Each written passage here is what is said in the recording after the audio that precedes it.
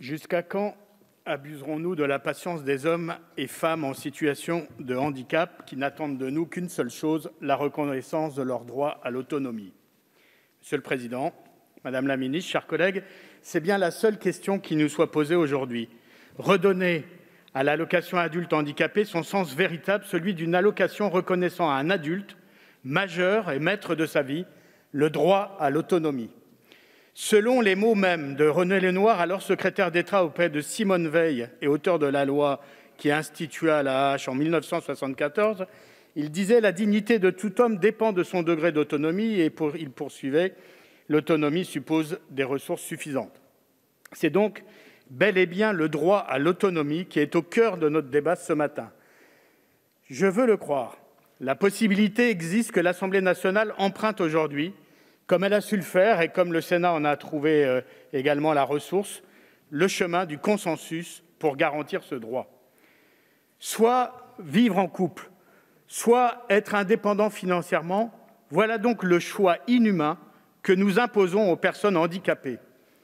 Ce choix est dénoncé par l'ensemble des associations comme un odieux et très élevé prix de l'amour. Nous voyons bien les mécaniques perverses qui peuvent se déployer à partir d'une telle logique.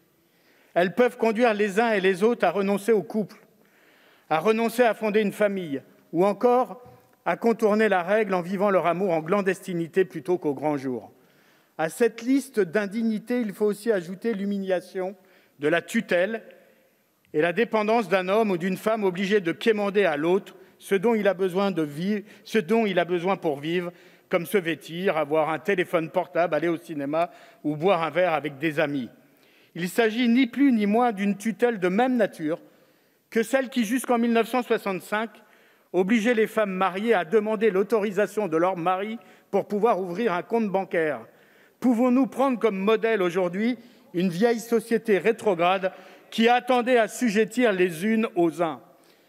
Que peut-il sortir de bon de ces logiques infernales issues de la conjugalisation pour certains ici ou au gouvernement, pour que certains ici ou au gouvernement s'y cramponnent encore? Pour nombre de personnes handicapées, ces logiques débouchent sur le sentiment d'inutilité, l'aigreur, les abus, parfois la dépression et même les violences psychologiques ou physiques.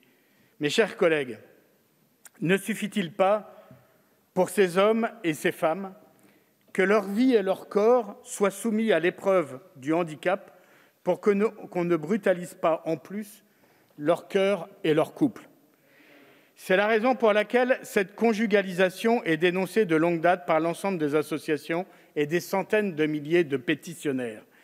Une issue positive a été tracée par nos collègues Marie-George Buffet en 2018, puis Jeannine Dubié en 2020. Le Sénat a achevé d'éclaircir ce chemin en améliorant le texte qui, depuis, a recueilli le soutien unanime de nos bancs en dehors de votre majorité, quoiqu'en son sein, on s'y interroge aussi beaucoup sur l'intransigeance de quelques-uns et du gouvernement.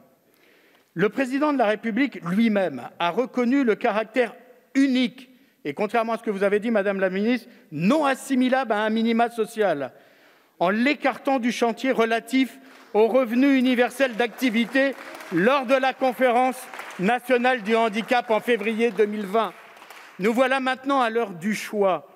Nous le savons tous, pour que la vie de centaines de milliers de nos concitoyens soit plus douce, nous devons voter ce texte conforme à celui du Sénat. C'est pourquoi nous déplorons que notre texte ait été entièrement vidé de sa substance par un amendement du gouvernement et de sa majorité lors de la commission. L'abattement forfaitaire proposé constitue certes une maigre avancée par rapport à la situation existante, mais il ne revient en rien sur la conjugalisation de l'AAH, dont la suppression constitue l'objectif central de notre proposition.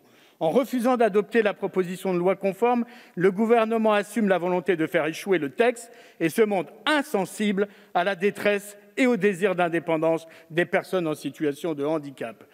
C'est la raison pour laquelle nous vous appelons très solennellement à adopter les amendements des rapporteurs que nous allons proposer afin que nous puissions rétablir le texte initial. Aucun mauvais procès ne doit empêcher l'adoption de cette loi. Je veux, pour conclure, lever une ultime inquiétude, faisant de cette loi une opération politique contre votre majorité. Mais enfin, voyons, Je l'ai rappelé, ce texte chemine depuis 2018. Nous aurions dû l'adopter beaucoup plus tôt. Et par ailleurs, ce texte est soutenu à droite et à gauche. Voilà, mes chers collègues de la majorité, quelque chose qui devrait vous convenir. À ce moment de nos débats, rien d'autre ne doit nous préoccuper que la détresse de nos compatriotes et l'impérieux besoin de leur garantir en toutes circonstances le droit à l'autonomie et à la dignité.